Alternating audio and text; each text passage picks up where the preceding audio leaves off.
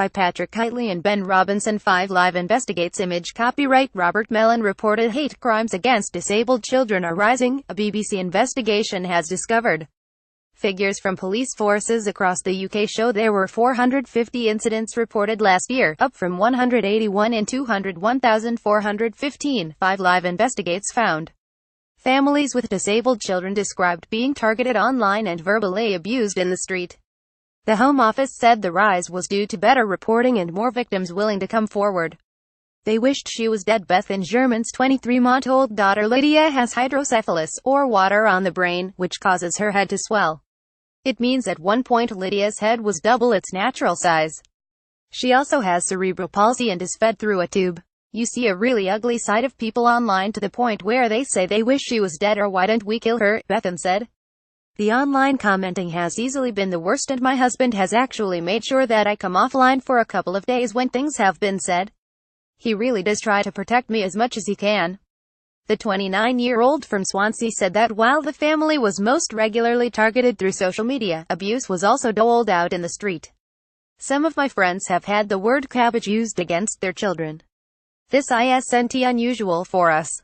Image caption. Beth in German on a trip out with daughters Lydia and Caitlin and husband David. A disability hate crime is defined as anything from online abuse to physical violence in which the victim was targeted because of their disability. 5 Live investigates sent Freedom of Information requests to all 45 police forces in the UK to find out how often these incidents were happening, and 29 of them provided full responses. Overall, the number of disability hate crimes increased by 101%, from 1,531 in 201,415 to 3,079 in 201,617. But the crimes against children increased at an even greater rate.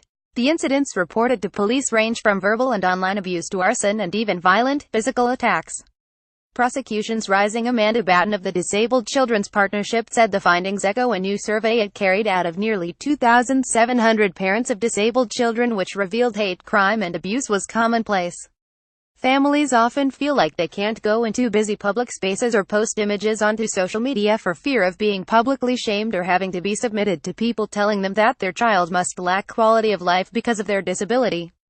The idea that so many parents and children with a disability are facing such a lack of support and outright abuse from the general public is truly heartbreaking.